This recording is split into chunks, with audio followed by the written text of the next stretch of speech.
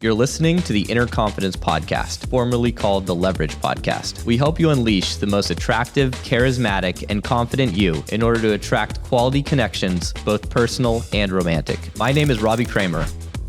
I've been a coach since 2007, and I've helped over 1,300 people level up their dating and social skills. My mission is simple: to help you crush the dating game, build an epic social life, and attract your ideal partner. Guys, welcome back. Have you ever found yourself at a crossroads in life, kind of wondering how to balance your dating life, your love life, but also your career ambitions and dreams? Or maybe you faced the challenge of raising a family at a young age, feeling like possibly you missed out on your youth? Well, in this week's episode, we dive into the incredible journey of Matthew Chavira. He navigated fatherhood from the age of 17, right, while building a successful career in AI and robotics.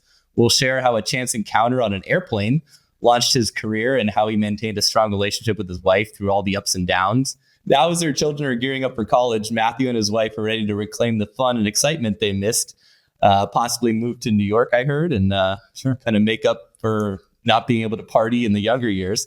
So tune in and hear how Matthew's unique life experience can inspire you to balance your own personal and professional life, seize unexpected opportunities, and make the most out of every phase of the journey for you. So Matthew, welcome, man. Good to have you. Oh, thank you. Thank you so much for having me. Sure, brother. Well, we've known each other for a while. Yeah. And I'm excited to kind of hear your story because I've heard bits and pieces. Yeah. But, tell me, what was it like, becoming a father at 17 and leading up to that? Like, how did you meet Michelle and how did that relationship unfold?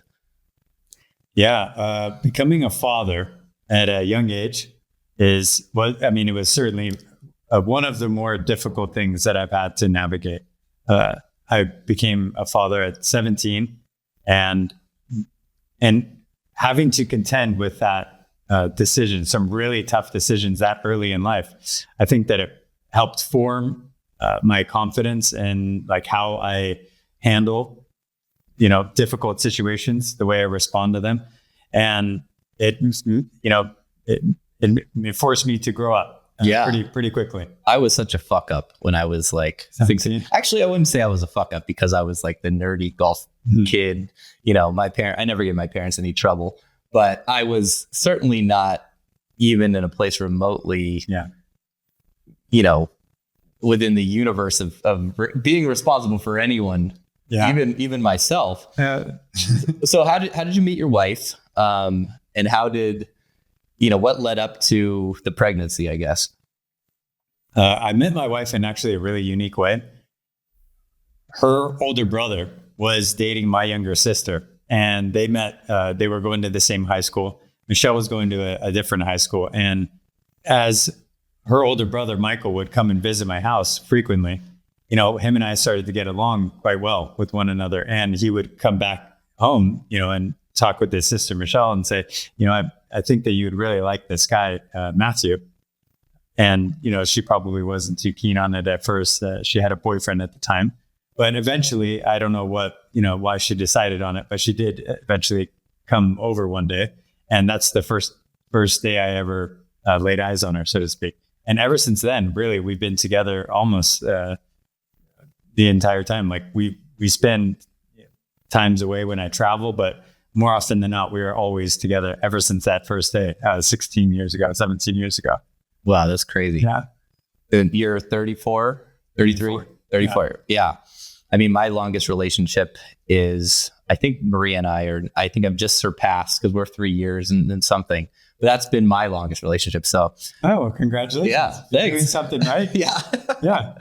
And I'm 41. Mm-hmm. So what kind of happened? So you guys found out you're pregnant. I'm guessing it wasn't planned.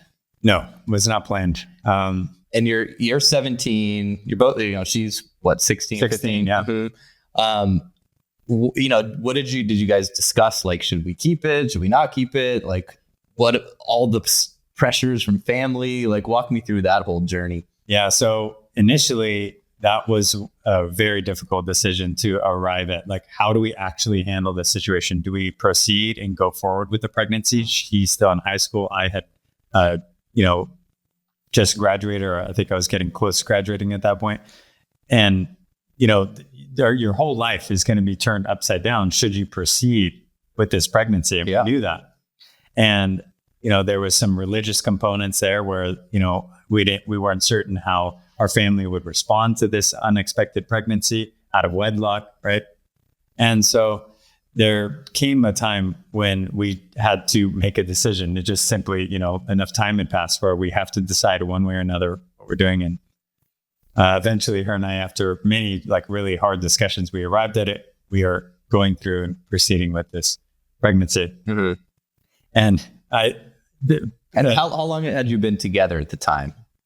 I think she fell pregnant maybe 4 months after meeting. Wow. Pretty soon after. Okay. Yeah. So when you decided to keep it, did you also make any decisions on your relationship? Like we're going to get married or let me think about that. I don't know if that was ever a question. I knew that we wanted to stay together. We loved each other. So I don't know if we ever actually planned out when a marriage would take place. Mm-hmm. It eventually did happen through the consult of our parents and through marriage counselors. Eventually, we ended up going to a marriage counselor because we had somewhere along those lines decided on it. It was difficult to get there. I imagine. And you guys were at different high schools too. Mm-hmm. So then she had the baby. And by that time, I guess you guys were together around the year mark. Yeah. And from what I never asked you, but I think maybe I heard from Julie or something, you guys then relocated to a different, she left you guys basically went to a different high school, or you left high school, or you moved away to kind of be away from the oh yeah, that's right. the peer group and all the, the bullshit that's going to come along with that is you're 16-year-old. 17-year-olds, 18-year-olds, they want to party. They want to hang out. They want to just do fun things that are normal at your youth, your prime youth. Right.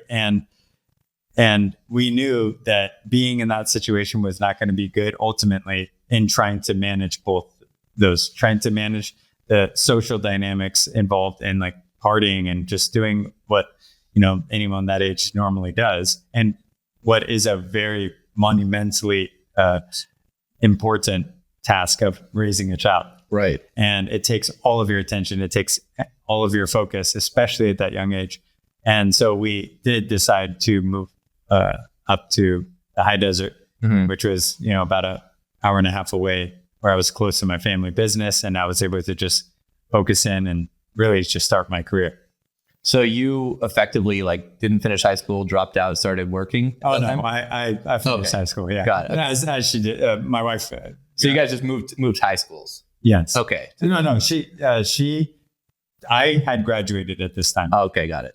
Michelle was still in high school, and she graduated through online schooling. Oh, wow. She transitioned to an online, which at the time was, it was 2006, 2007. It was.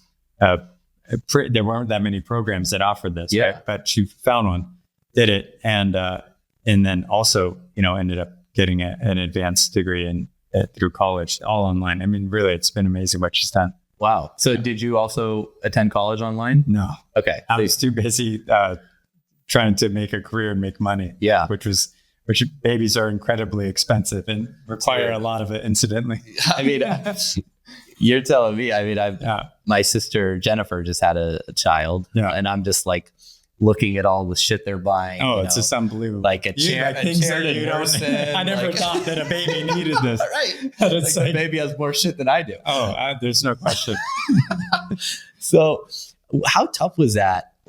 For you, you had your social circle of guys. Were you much of a partier in high school? Or very much so. I had a huge social circle, very robust, always doing things always doing weekend activities during the week. It was great, really. And that came to an abrupt end. And so I think for me, it wasn't as much of a loss. And I think what softened that blow, I could say, is my love for Michelle. I just truly, genuinely was I was just in complete love with her. Mm-hmm. And I only wanted to spend my time with her. And then I have this baby involved that I don't know. I just adopted the role of just responsibility pretty quickly. It wasn't. I never had to struggle with that. Yeah, I knew what was required of me in that moment, and I wanted to show up for Michelle and be the man that I know that she needed me to be at that time.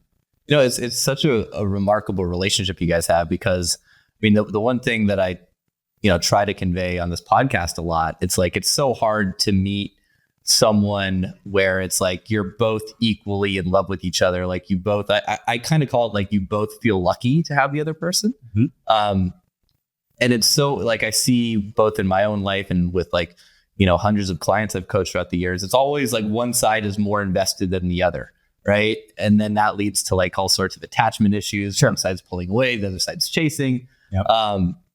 You guys have been together for 16 or 17 years. And when I see you guys, it's like very clear that you guys are like so balanced. Yeah. And so I guess it was like that from day one. Yeah, very much so. Yeah. Yeah, absolutely. That's a perfect way to describe it, I think. And a very balanced relationship. Right. And I feel like they say, like, when you know, Mm-hmm. I certainly felt that with Maria, way different than I had felt with other women in my life. So did you feel that same? I mean, you don't have too much dating experience at that age, but I mean, from that small dating pool in which I did have to reference, I mean, it was light years unlike anything that I had experienced before. It's just like, it was mind blowing. Well, it's like a 17-year-old boy making that decision to like completely up level your life, move away. Like it's a 180 from everything you were doing. It sounds like a literal complete 180. Wow. Yeah, it was transformative in every sense of the word. And to like go into that with like, some sort of doubt or like 1 foot in, 1 foot out, that would totally wreck it. It's not, this is like raising a child. These kinds of decisions are not something that you can do while keeping attachments. You have to really, a child truly does require all of your attention and your focus. And like, you have to be a man, as if you're the primary breadwinner, you have to be the provider for that family. This is not something that you can slack in. It requires all of your efforts. And so I knew that. And you started feeling that pressure basically immediately as like a 17-year-old.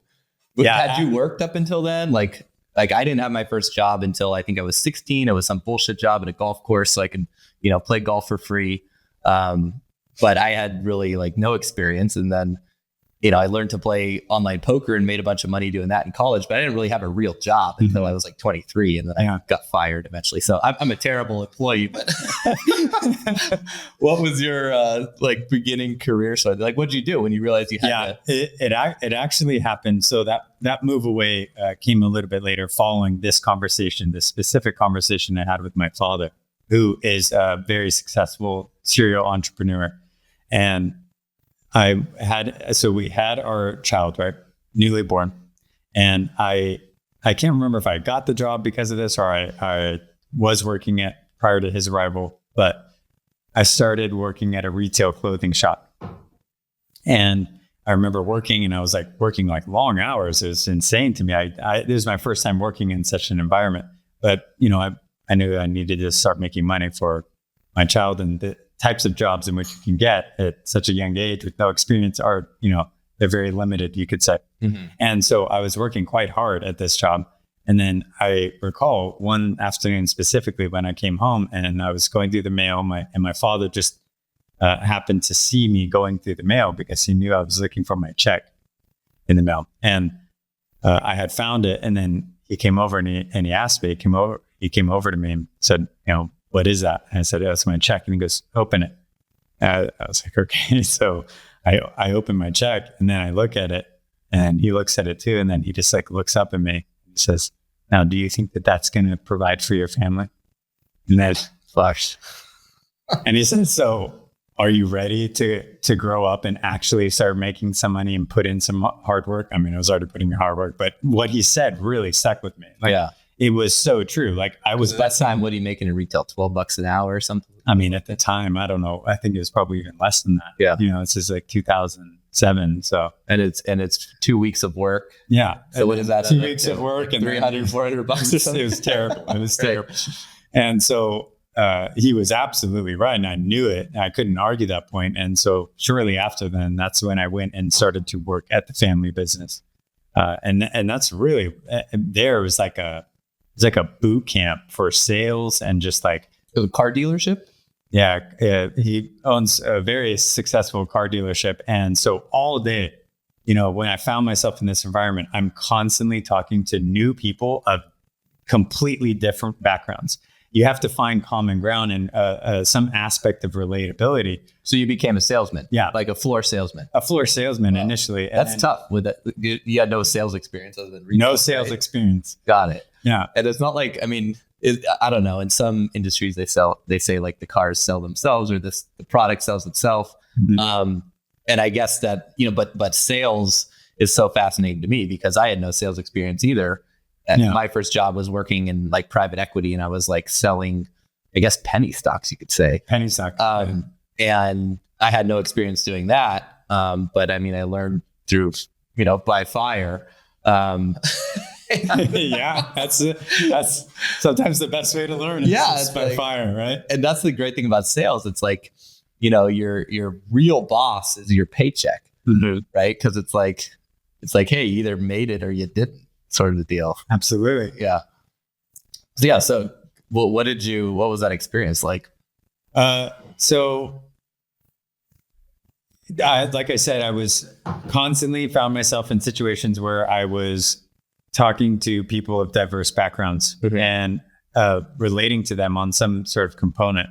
And it was really fascinating. I mean, I actually really enjoyed the work because I just like talking to people. Yeah. And I just like hearing their story. And the salesman's job specifically is so much different than the guys in the back office, the manager's office, because you actually really have to get to know and build trust and rapport with these people who, are essentially trusting you for the time being to handle and walk them through this, like, they're spending a lot of money. Yeah. And you're there to guide them through that process and hopefully make it as painless as possible and make them feel better about it.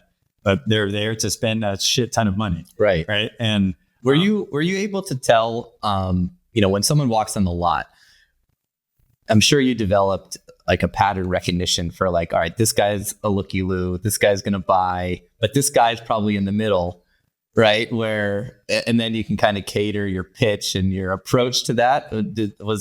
That's how I would guess. Yeah. You would think so. And I think initially going into it, I actually thought that myself, but it turned out that I was completely surprised more often than not. Really? Some people that I thought were completely not, qualified for whatever reason, maybe look a bit disheveled or something, would come in and would actually be qualified to spend quite a bit of money. Wow. And so I was surprised very frequently in that job. It's usually through conversation in which you identify the people who are just there to, look around or even waste your time. I mean, sometimes people, and some customers actually would enjoy like fighting with the salesman, like haggling and all like, that. Yeah. Just like, they would just like to do it for fun. And, right. I guess there's some sort of you get the entertaining aspect of that. Yeah. So I can understand. Yeah, that's interesting. Yeah. It's like occasionally it's rare that I'll get someone on a sales call like that where I can just tell that they're taking advantage of the situation to like really just kind of get coaching, but they're kind of breadcrumbing like, oh, what about this? Or tell me about this program, or tell me about that. And so it's like, come on, man. Like, yeah. So what happened when the baby came? What was it like those first, I guess the infant years, toddler years? Oh man, raising a child as infant is very difficult. I mean, they cry quite often. They don't sleep. Michelle was the one primarily raising them, but I would, part of your responsibility as a man is to take care of your woman also. Yeah. And, she would call me and, she'd unload on me and share some of that burden, like talking about how difficult it is for her. Her life was completely changed around just as much as mine was, right? She had to adopt this responsible role, and she did remarkably well. I mean, I'm still, when I reflect back on it now, she's really, it blows my mind. Your kids are awesome. Mm-hmm. Like, I've met your sons and they're fucking amazing kids. They're as tall as I am. And they don't even look like kids. Big, they're like big boys. Yeah. But they're, so, you guys certainly did it right. Which age did you find to be the most rewarding and the most challenging until now? Honestly, well, let me think about this. I would say the most rewarding stage is probably sometime around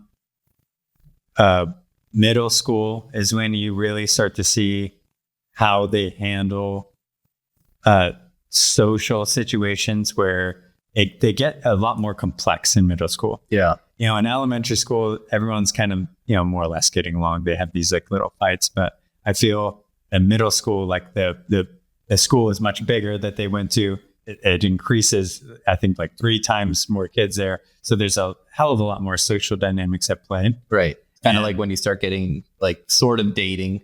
Yes. Right. It's puberty.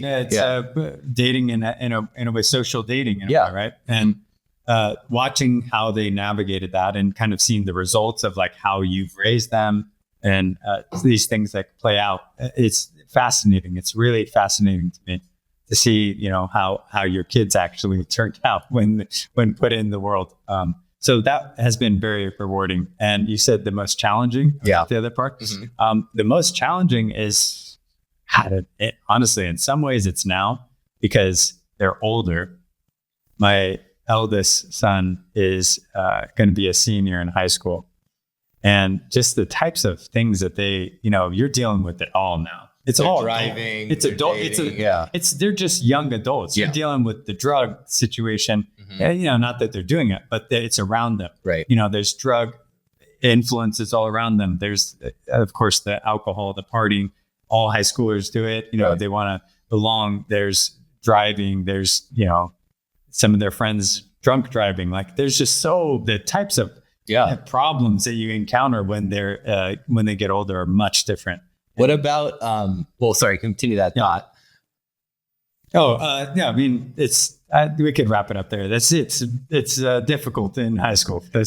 So one thing that I feel like my dad really burned into my brain was like, whatever you do, don't get a girl pregnant at a young age. Right. Like when he had the talk with me or whatever, he was like, condoms. That's like all I remember from like the Birds and the Bees talk. Just like wear a condom. Right.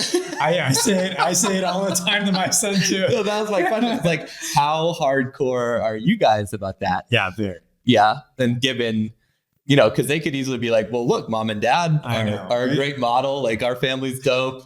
Right. Like, so they're like, hey, maybe that's the path. Right? Yeah. And if, I would definitely, if they came to me and they found themselves pregnant or, I would of course support, but you want to put as much friction on this topic as possible, I feel, with your kids, because it is just completely transformative in its nature and its capacity to completely change their life, right? Yeah. You're now responsible for someone else.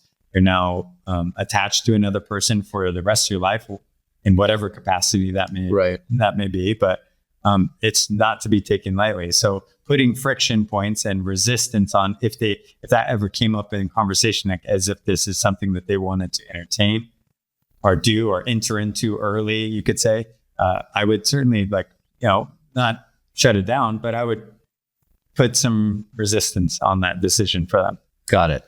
But support them ultimately. Right. So you've definitely have said, did you ever encounter any friction around that where they were, I mean, I think it's pretty normal that most kids don't want to get pregnant. No, there's zero. That's especially your sons. They're they are not. They're lady killers. Close to that. So, by me. Nice. Hey, so real quick, I've decided that 2024 is the year that I really try to up my social media game, and more specifically my Instagram, and I think you should too. I'll be sharing thoughts, lessons, and ideas there almost every day, and I love to interact with you and help you grow. So if you're active on Instagram already, and you should be, because Instagram is really the only online dating platform and a way that most of your communication with beautiful women is going to funnel, then shoot me a follow link via the show notes. I'm at Robbie_Kramer. Let me know what you're working on and if there's any way I can help. All right, back to the show. So yeah, let's switch gears and talk about your incredible job as well. First, why don't you I'll do my best to sort of give the and I'll clean it up. But yeah, sure. So effectively, what I understand is there's the humanoid named Sophia, who's a celebrity. She did an interview with Will Smith, I believe. That you're effectively her agent, her PR rep. You travel with her. You set up all the interviews, right? We call her. It's like it's a robot, right? Yes. But she does identify her character is a female. So yeah, here it's perfectly appropriate calling it her. Right. Perfect. Okay.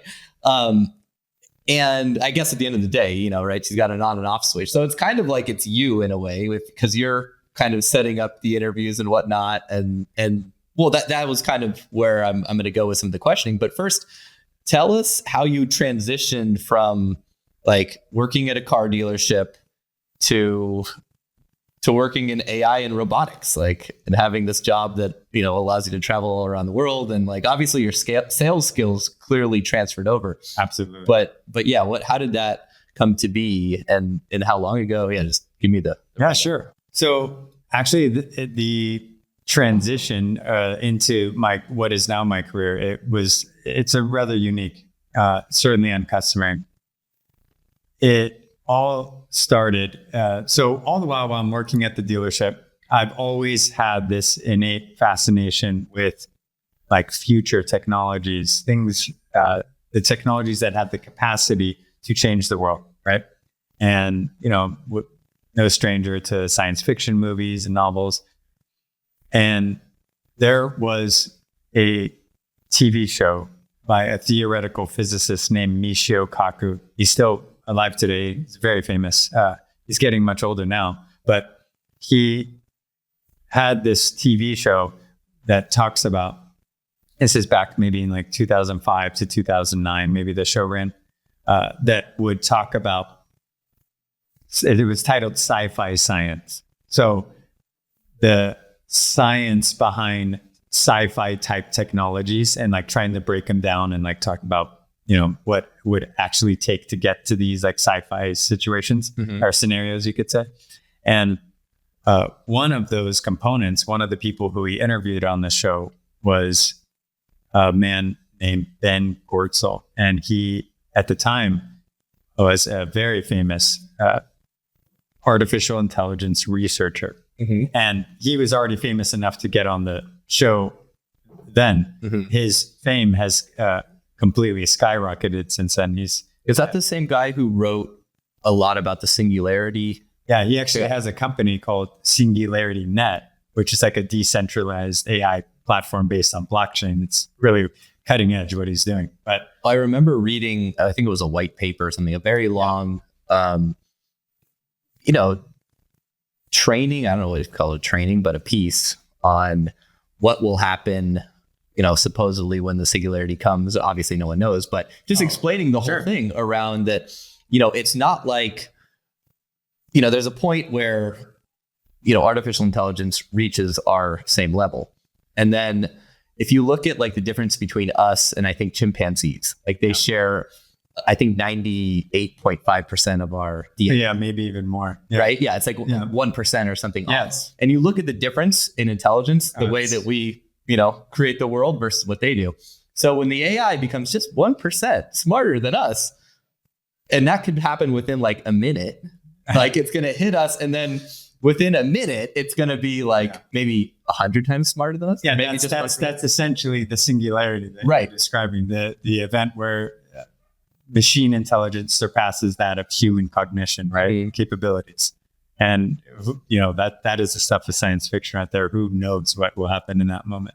It's been said that will be the last creation of man. Well, the creation of the machine that gives rise to the singularity or brings forward the singularity is the last invention of mankind. Right. Because that will now take it forward in every capacity. Totally. From there. And, there was some talk on trying to not let that happen, but just any sort of space race or arms race or anything, it's kind of either we get it first or someone else gets it first. And whoever gets it first is effectively, in control, well, unless the robots just take over. But that whole idea of, well, let's just not get there. That's not going to happen. It's just a matter of time. It's inevitable. Well, as far as the singularity, that still does remain purely in the theoretical. Mm-hmm. There are a number of theories as to some scientists believe that it's within our lifetime, it will likely, and there are some who believe that because of the quantum nature of our brain and some of maybe the quantum effects that are at play there, that we may never be able to create a system that emulates or surpasses human intelligence. Interesting. Yeah. The piece I read made it seem like it was 5 or 10 years out from now. Yeah. Which is both scary and exciting. Yeah. There's because it's like what is not saying. What that brings up for me is the possibility of like living forever, right? Yes. They're probably going to be able to figure out how to repair our bodies. Or they'll just say, fuck these humans, we don't need them. Yeah, the longevity aspect of these advanced AI technologies and what they are going to uncover as far as like our biology and the way that cells work and the modeling that can take place because of like really advanced AI systems on the genetic level is really remarkable. I'm very excited about that application. So how did you effectively so you're studying this stuff a lot. It's a passion of yours. It's a hobby. Yeah. Reading up on it. Did you ever have like a path to like leave sales or like a thought about that? Like how did you told me the story on the airplane, which you're going to tell. No, I haven't. Or no, I didn't. I just purely was interested in all of this at just like a very high level, captivation, you could say. And so a chance encounter on an airplane on a return flight from I think at the time it was like my second or third year anniversary, is literally what changed the entire course of my life. Because on that show that I referenced earlier, Michio Kaku's Sci-Fi Science, the individual who I met was this guy named Ben Kortzel. And I knew him because he has a very unique, iconic look. He has very long hair. He typically wears like cowboy hats or some sort of like unique hat. And his intonation is also really very recognizable, right? Unique. And so when I sat next to him, I turned to my wife and I said, I know this guy from somewhere. And it took me a minute to put it together. But then I said, like the light bulb went off. And I said, excuse me, like, are you Ben Kortzel? And he says, yes, I am. I was like, I think that I saw you on Michio. And he says, of course. He confirmed everything. And basically for the duration of that flight, him and I just had a discussion about, the passengers next to us must have thought we were fucking crazy. How long was the flight? It was like an hour and a half. Okay. We were talking about singularity and like all this like AI taking over the world, robots, it's all this fun stuff. I love it. Yeah. And I'm oftentimes having just crazy conversations because I don't really have much of a filter. And of course, all of my dating journeys taken me all over. And, I'm sure. I'm not embarrassed to share about like crazy sex parties or this or that or the other. And like, a lot of the time I'll just, be in an Uber or just be on public transport. I'll just be blabbing. And it's like, I'm sure it's highly entertaining. You gave that Uber driver a pretty damn good story, I think. Occasionally they turn around and be like, thanks for, I learned that was the most interesting ride I had all day, I think. I've definitely heard that one before. So you guys were talking about all this stuff. Yeah. And so we depart. Was Michelle involved in the conversation too? Or no, she's on my right. I'm in the middle. He's on the... It's the only time when I actually enjoyed the middle seat. Totally. It's the only time it's ever happened. I used to intentionally take the middle seat on Southwest flights. So I'd go to Vegas a lot of the time. I was going to school down in San Diego and play poker on the weekends in Vegas. And so I'd take that flight, and with Southwest, you line up like A, B, C, or at least you used to do that.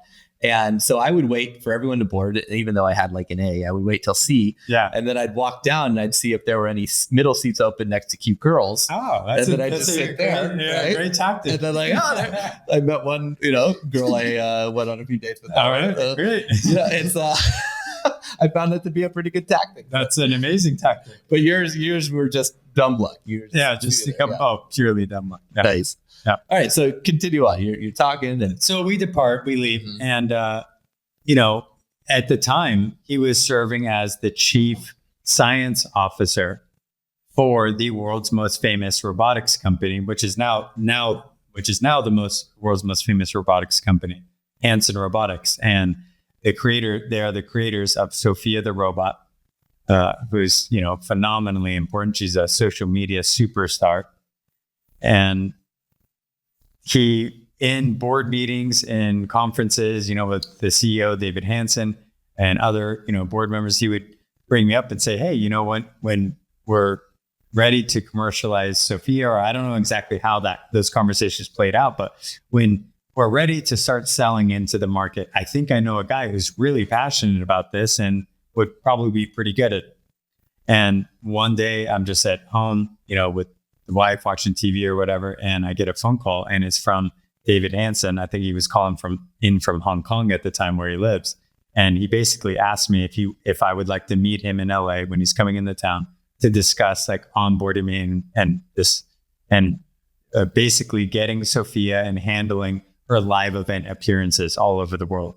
And I just hung up the phone, and I looked up to the sky. I don't know who to thank here, but I'm just blown away by this. I could not believe it. And so did he sort of know that you were in sales, or did he just know that you were qualified based on your social skills and the whole conversation? Or was there any sort of talk about your skills in any of this? Well, David Hanson is very discerning, and he's such a professional, and he's made a career of identifying talent. And you can't build the world's most famous humanoid robot without identifying the right talent in order to bring that vision to life. Right. You can't do it on your own. And so I think that's one of his characteristics, is that he's really good at identifying people who are passionate about what his vision is. Right. And I certainly was. And so I don't know exactly how that situation played out, but, I sent over the typical resume and, went through somewhat of a process. But after meeting, David Hanson and I we got along quite well, actually. And it was a fit. Nice. Yeah. And so you leave the job, at your dad's company. Not right away. Okay. No, I was juggling both for some time. Yeah. Until, I was at this point now, it was a couple years later, after having become a salesman, I'm now on the desk, so to speak. So I'm actually in a management position there. And I'm actually the one who's submitting the loans to the banks, getting them financed. David Hanson and I, we just really got along shortly, pretty immediately after that initial meeting in LA. Time. So what did the onboarding process, and I guess not the onboarding process, but you had no experience in effectively kind of PR. Well, here's my guess, and this is really fascinating to me because I obviously do a lot of this same, I'm guessing it might be adjacent work or similar work for my own show here, right? I have to find guests. I have to, research them. I have to figure out what's going to be a good sort of material, a good fit. And then, do the engagements. I used to do a lot of platform sales as well. Yeah. I would go and I'd speak at events and conferences, and then I would use that as a way to market, myself to new clients. So it seems like there's a decent amount of crossover there, but tell me kind of more about your day-to-day stuff, being Sophia's, I guess, manager or handler or whatever you call it. Yeah. So usually the day-to-day is filled with receiving inbound requests, people who want to have Sophia at their events, and me just proactively trying to identify market opportunities based on events or something that's happening at the time. So you have the benefit of being more of the selector versus... She gets Plenty. She gets so many requests that it would be impossible to fulfill every single one of them. So you're like a hot chick on a dating app. Sure. Right? I'd say no.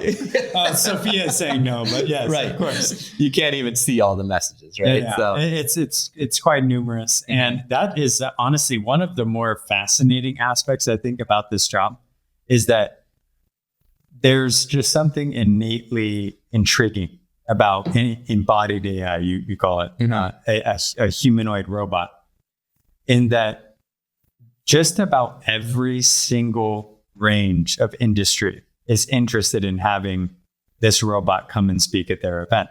And I learned about complete areas of industry, you could call it, I guess, that I had no idea even existed because of this robot, because of these like types of inquiries and stuff coming in where they want to have this robot. Like there are large scale parenting conferences in the world dedicated to like how you raise children properly. And these are just one example of like an event invitation that what would a humanoid robot do at a parenting conference? But they want her to attend. So wow, we'll figure out a way to make it happen. So what was the main sort of driver around Sophia? Like, is she designed to have a certain function as a humanoid? Does she have like a target market, so to speak? Yeah, she does. Her target market is humanity, you could say. Okay. She exists as a engaging platform to talk about and highlight just how transformative artificial intelligence is going to be. What are the types of changes that are going to take place as the technology gets more robust and integrated, ubiquitous, you could call it, in our society over time? And she's really adept in an engaging platform by which to have those types of conversations. Well, they found the perfect fit for you and for her, given, that seems like that's your real passion and mission too, is to show what this technology can do, link it up, make it, I guess, human, you could say, right? Oh, that is an incredible aspect about artificial intelligence, is that it is innately human. It's a human technology because it's connected to all of the humanities and it complements them, from writing to movies to our dating life. It's really just in everything. And Sophia specifically is a really remarkable agent for having these conversations and cross-culturally. I mean, at this point, I've arranged for appearances in almost 100 countries for Sophia. I've been to many of them. You've gone every time. Not every time. Okay. No way. Just the good ones. Just the good ones. Right. So, events that present, strategic, high visibility or strategic networking opportunities, I usually tend to prioritize. Mm-hmm. But I've seen epiphanies or like the light bulbs go off across all types of cultures when engaging with this robot. And it has been one of the more rewarding aspects of my job, you could say. Yeah, I can only imagine. Mm-hmm. So when it comes to, selecting the right events, is that mainly like your role? You say yes or no to whatever, or? No, not necessarily. Usually we try to identify if there's a budget involved, because just building a humanoid robot the humanoid robotics business is an incredibly expensive business. It is not cheap. It costs a lot of money to be in this industry. And so prioritizing events that can help support the development of that. And, we try to prioritize those, but, if there aren't any budget, we try to accommodate those as well. So this is I don't know what the revenue model looks like, obviously. But this is one form of, a way they can monetize and get back some of their investment in the project, right? Is having her speak and precisely. Yeah. Got it. Yeah. And, companies use Sophia as a really captivating way to do all sorts of things, market new products that they're building, or just talk about new initiatives that they're launching within the company. Some companies that she shows up for have 10,000 plus employees. And when you're unleashing some sort of new feature or function within that company that's going to affect a large segment of the workforce, doing that in contextualizing that in an engaging way that makes it fun and adaptable through something like Sophia is really nice. If someone is interested in, checking out maybe one or two particular interviews that she's done, which ones would you recommend? That's a good question. The ones that always go the best and I feel are the most natural flowing are the ones with her creator, with David Hansen. There are a number of pretty good ones out there. I would probably direct people towards those specifically. But then there's also the fun ones like her engagement with Will Smith and, that are always so right to them. Jimmy Fallon. I'm sure the celebrity ones kind of drive a lot of, traffic and whatnot. So what's sort of next in your career? Like what's the path forward for you? Yeah. So we have this whole trajectory, we could say, in which led here, right? Mm-hmm. That chance encounter on the airplane, Sophia. Now I'm traveling the world, attending all these large scale events with tens of thousands of people, and I'm meeting new people. It's insane, this network that I'm now a part of. And I found myself like a couple of years ago, after having been doing this at the time, 5 years at that point, that I had on one side this client list of some of the biggest conference organizers in the world, but also Sophia has been the recipient of the most prestigious global invitations, like truly, the highest caliber invitations you can possibly think of at the UN, Prince of Monaco. I could fill a book with them. My mind immediately goes to Nobel Prize sort of things, or maybe, Harvard graduation. Yeah, she's TED Talks or all of the above, right. Just about. Something like this, right? I mean, these are the caliber of the types of invites that she receives quite frequently. And so I would attend those type of events. So on one hand, I had not just the conference producers, but also this network of really influential people, like people who in some cases are shaping the world.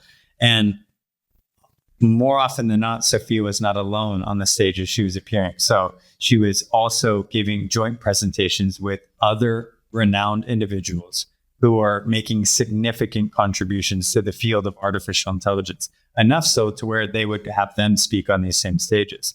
And so in this sort of, a couple of years ago, I found myself looking at this situation, and I made the decision to start my own company to do something with this network. And so that's where I created my company, Prophets of AI. Mm-hmm. It is the world's only, the first of its kind, talent representation agency for individuals within the artificial intelligence field. That's so badass. You're like the Jerry Maguire of robots. Yeah, something like that. Without all the drama. Well, of the people who create robots, the people who create the AI behind them. Right. Now, the robots themselves, I don't know. Maybe that's maybe when the time comes. Maybe that's in the future. Right. Stay tuned. That's so interesting. So, yeah, what has that been like in terms of other talent? Have you signed on other creators or humanoids? Like, how's that going so far? Yeah, so that is actually another truly fascinating aspect of this, is that I represent at this point almost 30 individuals, and the list is growing. And you can fill an entire agency with individuals who are connected or involved in the field of artificial intelligence, and no two speakers, you could say, will talk about the same way it shows up in their industry or in the world. Wow. It's that diverse. It's in everything. And at this point, I represent some really remarkable individuals, very accomplished. Time magazine, a couple months ago, released an article titled 100 Most Influential People in AI. And on that list, you have Elon Musk and Grimes and some of the major, Sam Altman from OpenAI.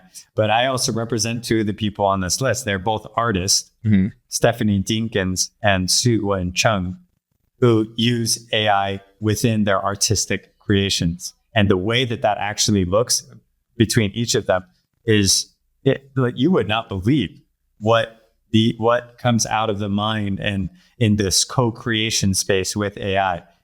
Unbelievable. Yeah, incredible. Awe-inspiring. I mean, enough to land them on the list of 100 most influential on AI. Yeah, I mean, that's one of the most fascinating things for me is, using like Mid-Journey, for example, to conjure up images, and now they have doll plus the E squared, Dolly 2 or Dolly 3, sorry. Because I'm always, from a marketing standpoint, like I've tried to harness the power of AI quite a bit. Yep. I don't need to hire copywriters anymore.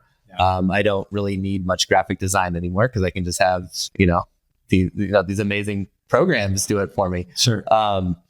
And it just boggles my mind thinking like, how the hell did someone program that? Like, so, I mean, and these are the personalities that these are the people who, long before, and this is kind of why I leaned into and named the company Prophets of AI, is because these people, I mean, think of the global sensation that ChatGPT unleashed in the fastest growing company ever. The world, fastest growing company. Mm-hmm.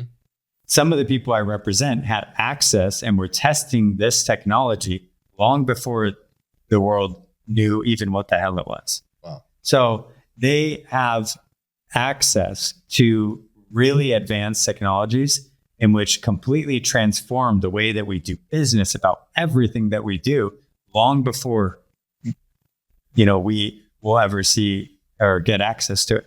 So in many ways, the modern day prophets are futurist. Mm-hmm. They can talk about the way that the world is changing all around us. And with AI, it's an exponential rate. It really does have the potential to completely transform our planet and our society in a lot of good ways, and maybe even potentially some worrisome ways as well. Sure. Well, so it makes me think of the two not really related questions. The first one I guess is I want to ask you how you basically just stay up to date as much as possible with AI, because I found that to be very challenging. And then I want to ask you more about how you effectively are like growing your company and managing that.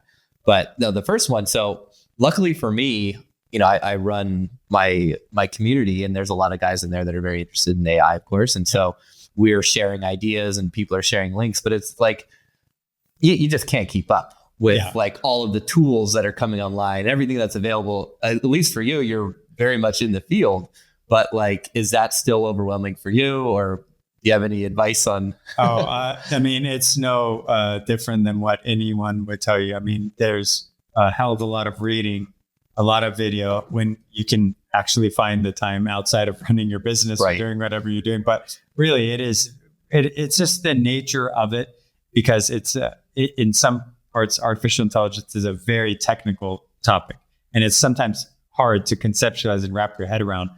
I certainly struggle with it, the nuances of AI and exactly how the underlying technologies work.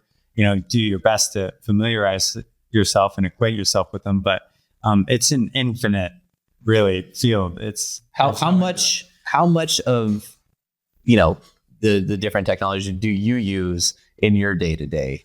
It wouldn't be any different from what any average person would. ChatGPT. ChatGPT, the Mid-Journeys, the other large language models that are out there. Some are excel at doing certain things better than others.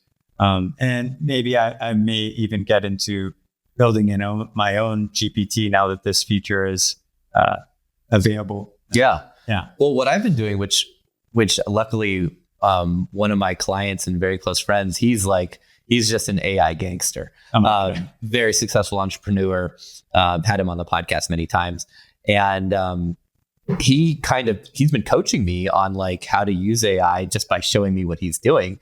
And he just basically, it's like there's a robot sitting next to him, because everything he does, he basically just runs it through ChatGPT. Yeah. And it's like, okay, am I going to do this thing? No. ChatGPT, I want to do this. Show me. And it's like every decision, everything is just, he's got like this, assistant who's, incredible, just running everything. And so I started doing that. Have you found it helpful? Oh, incredible. Yeah. Like, and it's unlocked so many like all these things I used to do on my own. Like I used to Google things. Now I just chat GPT first. A lot of the time, or, anytime I'm trying to learn something new, or, just searching things or responding to things, like you name it, I use it. It's quite remarkable. Yeah. And I'm just always surprised of what I just kind of stumble upon just by doing that, just by having that one thought of like, why not run it through ChatGPT? Yes. Right. And, so far so good, but do you have any other tips on how to kind of best, use it, or, anything particular about your relationship with Sophia and that whole thing that has led you to interesting conclusions about it? Not necessarily, I would say. I mean, Sophia is kind of like a different topic, but that effect that you're experiencing, like this ease, this, like, you can see how it actually does make your work and your day-to-day, it complements it, augments it, makes it much better, is going to become incredibly more pronounced as just in the very near future. The way, in fact, I mean, Bill Gates took it upon himself to stress this point in an article that was released about 3 weeks ago, where he talks about this thing that is coming, that the way that we interact with computers is going to fundamentally change, and that there will be these agents, he calls them, artificial intelligent agents that will come about, and that it will just become an integral part of each of our daily lives, essentially. And so if you've seen the movie Her with Joaquin Phoenix. I haven't seen it, but okay. So it's an artificial intelligence system that basically knows everything about you, is connected to your financial institution, whether it's your bank account or at least a credit card, can make transactions on your behalf by just interacting with it through voice, can find flights, book vacations, book restaurants. Just your whole life just becomes like a butler. So easy, like a butler. It's like an added person. Well, that's one thing I wanted to mention too before was I can't remember the name of the company, but I cloned myself. There's a couple like a chat clone. It's not very good just yet, but it trained itself on all of my YouTube videos and all the podcasts. Really? Right. So my clients can now ask questions to the AI, same as they would ask me. Really? Yeah. Wow. The answers aren't quite there yet, but hopefully soon. It's just a matter of an update. You know what I mean? Right. It will happen. The difference between the not so good version and the really good version is not too far away. A couple months away. Yeah. But anyway, so you were saying these agents. Yes. Mm-hmm. Yeah.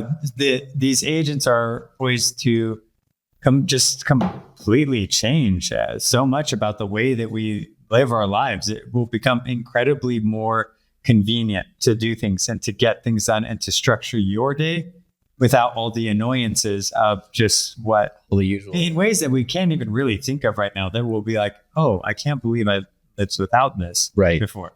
Yeah. I mean, that's kind of what I've experienced. It's like all of these little, decisions that you don't even think about.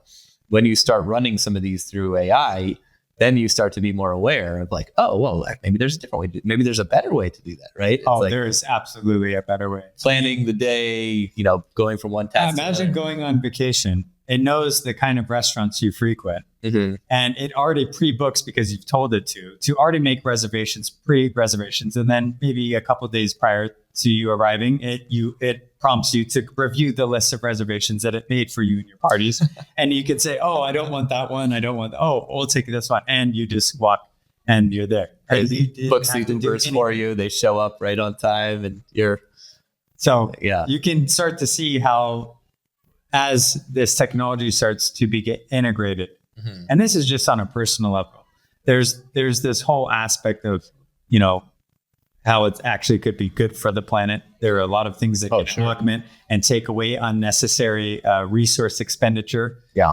This is a huge area of focus for artificial intelligence researchers, and a lot of great progress is being made in that field as well. So I think the future is green. Yeah. And it's AI powered. Yeah, unbelievable.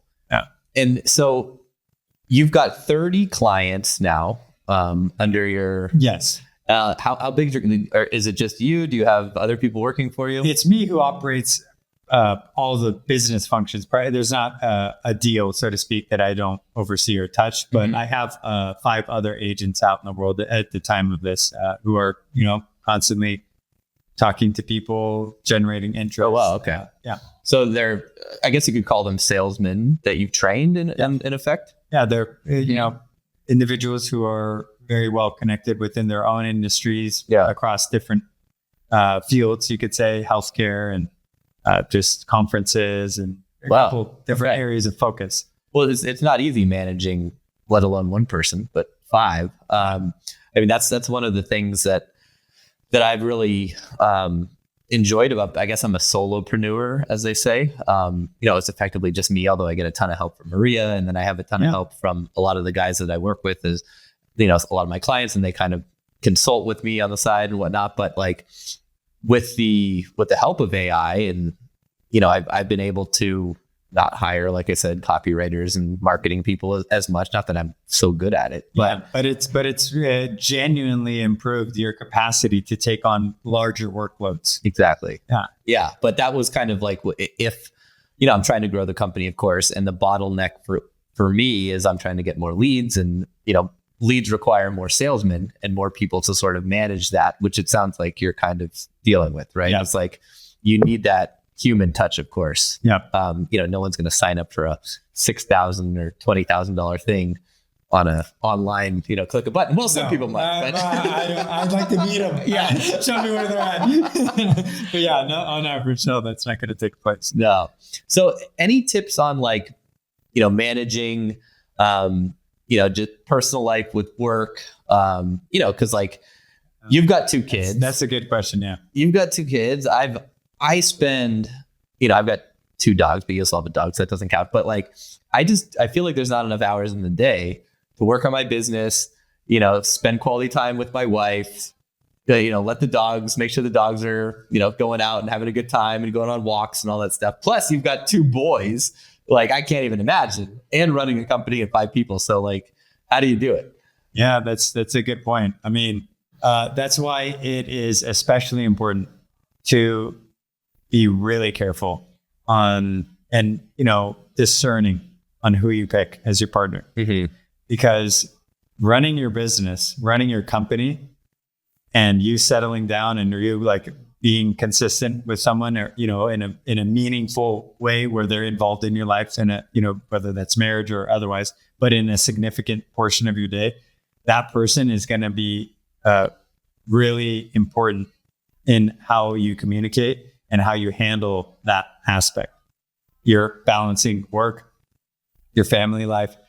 And that's where I feel especially fortunate that Michelle and I have worked out a really great system, in that, she understands like what it needs, what a company needs, a growing company needs. It needs a hell of a lot of attention. Yeah. And, balancing that has been somewhat difficult to navigate at first, but, we've gotten into a really good habit of things. And always, at every night, as often as we can, dinner is always held as a family activity. Mm-hmm. So with the 2 boys there, with Michelle there, and it's our time to catch up. Yeah. And it's our time, it's maybe 30 minutes, but, the boys go off and go in their room and do their own things. And that's the quality time. It's every day we have a chance to catch up with one another and just like share about our day.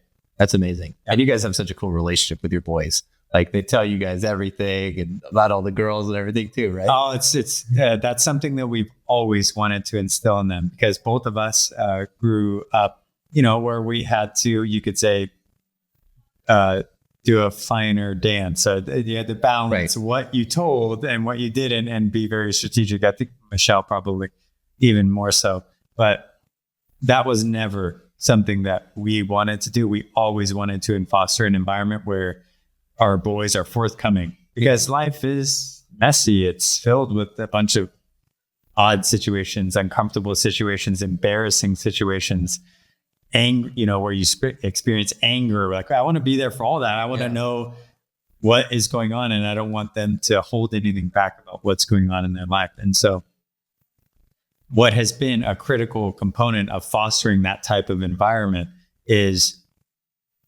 even upon hearing something that that goes against what your specific instructions to them were, they did the opposite. You don't react in that moment. You don't like blow up. Right. You just like, you have to really embody a calm attitude. Yeah. A calm positioning towards, the stuff that they'll throw at you, so to speak. Well, that's such a difficult yet like incredibly valuable skill. Yeah. Because the second you do blow up, then you risk them shutting down in the future. Then they start lying, and then they start exactly. And then it sets this whole spiral of just like really unfortunate things, and you miss out on large parts of what are critical moments in your children's life because you were too hot-headed. Right. So, but and at the same time, you have still like you have a boundary and you want to enforce it. Yes. But it needs to be it's a very difficult diplomatic situation. So being stern, yeah, and especially as the father figure, being that like coming from that position of strength, the boys need to know that when dad's when he says to do something, you have to do it, or you talk about it. But I'm there to get them back on track if they do step out of those lines, right? And the way I do that is never like through blowing up, but it's with really just direct conversation with them. Mm-hmm. Why did you do that? I thought that we had talked about this. Like, I make them walk me through it. Without getting upset. And then without getting upset, make them walk through their decision making, and then point out all along the way always ask them, well, why did you do that? What could you have done better? So each mistake is a learning opportunity for them. We could do a whole podcast on that. It should be. Yeah. Yeah. That's, I'm hearing so many similarities with, conversations I'm having with my clients in terms of like dealing with bad behavior from women, right? That you're dating and it's early on in the relationship, and she does something and you don't want to come across too harsh, but you also want to enforce a boundary. Of course. It's very important. Mm-hmm. Yeah. Because if you don't say anything, it's the same with children. Yeah. I mean, if you don't say anything, the bad behavior continues. Right. And it just goes disregarded. And if you allow it to just go under your purview or without noticing or drawing attention to it, the balance of everything just goes off. Right. They start to think that this is okay to. Dad can do that. Dad didn't say anything. Dad's not going to say anything. Right. Doesn't matter. And that's a bad situation to find yourself in, because recovering from that, getting back on track can be difficult to do. And I think that has very many parallels in the dating world. Yeah. No, that's such an incredible skill. I mean, obviously, I've personally witnessed like your relationship with your kids, and not a ton, but like it's, you guys should write a book on like how to do what you did, because it's unlike anything I've seen. I don't know. It's pretty remarkable. Oh, well, thank you. Yeah. Thank you so much for saying so. Yeah. So what's the next chapter of, I alluded to in the beginking, I heard rumblings that you guys might move to New York and party and kind of do the things that maybe you didn't do once your kids go off to college. Well, I mean, not that you guys don't party. 30, so partying is maybe a little bit different, right, than what we initially conceived of it. But no, it's just there are plans. You'll be empty nesters at like 35, which is like. Not quite that young, but not yet 40. Okay. Sure. So we'll be empty nesters we won't even be 40 yet. Crazy. So it's really amazing. It's a time where I think that both of us are going to be able to lean in completely on our company without all the work that raising two children needs. Mm-hmm. But we've talked about New York. We were very strongly considering it, just because we live right now in Irvine, which is a city that is, known for being exceptionally safe, and it's a quiet neighborhood. It's absolutely stellar for raising kids. I mean, really, it's like one of the best places to do so, in my opinion. Yeah. Wasn't it like I think they planned the city of Irvine out like in the 60s or 70s, the Irvine company, effectively. And I think they even have an Orange County, China, which was based on Irvine. Orange County, China. Orange County, China. And it's an exact replica of Irvine. Oh, apparently. wow. Are you serious? From what I've read. I have not heard that. Yeah. It's amazing. Because it's like the perfectly planned city, like everything planned out. Because, the Irvine company doesn't own that land. They're one of the richest companies ever. Yeah. They don't just own Irvine, they own Newport Coast. They own everything. Yeah. Yeah. So they've done an exceptional job at building through an active police force that isn't, it doesn't find itself in trouble too often. They're good about keeping the community safe and general. Irvine's great. Yeah. It's just like city maintenance is off the charts. It's amazing. So, but the school system specifically, I think, is why young parents are especially drawn to it, because it is good to raise children there. Mm-hmm. But in that, we don't want to find ourselves where we are now, in the safest city. Right. And lots of excitement. The best for raising kids and all of this good stuff. And we have no kids. It's just that I think it'll be a bit too quiet for us. We're too young. Yeah. For that. And so New York, which we've visited many times, we just love New York. It's just an amazing city. It's so vibrant. There's always things to do. We have friends out there. So I think New York will be pretty welcoming. Never a bad choice. I lived there from 2012. 2012 through 2017. Oh, wow. So you spent some time there. It's amazing. I was there most of the time. I kept, I had places. I had my Airbnb business. So I was basically splitting my time between LA, New York. In 2012, you had an Airbnb business? Yeah. Oh, wow. Yeah. 2012, 2013. What was the Airbnb market like? Oh my God. It was unbelievable because no one knew about Airbnb except for a very small number of people. We had a 4-bedroom, apartment in Union Square, New York City. And our rent was, I think, $13,000 or $12,000 a month. And we were making $1,000 a night. Are you serious? And it booked every night. It was like drug dealer returns. Then we quickly expanded. Amazing. We had 5 places within the next 6 months. And then we expanded to LA, and then we got places in Miami and San Diego. At one point we had 150 units. And this was between 2013 and 2016. All on the back of Airbnb. Yeah. They were, all not, we didn't even own these. How did we rented and subletted? So we didn't own any of these properties. At the time it was really easy to convince a landlord to let you do it because they didn't really know what it was. Actually, I have a course teaching people how to do it, how to how to effectively remove yourself from the business, how to set up the listings, all that stuff. Amazing. That was incredible. That was a fun journey. And I still have a few places in Ukraine and San Diego that I manage as vacation rentals, but that was a wild journey. That's incredible. But it was great being in, we had a place in New York, a few different places, but, we could rent it out when we weren't there. So we would spend May, June in New York where the weather was amazing. And then I'd go to Europe for June, July, August, come back to New York, September, October, get the good weather again. Yep. And then I'd come to LA. So that's what I would recommend. You're always chasing the good weather. Chasing the summer.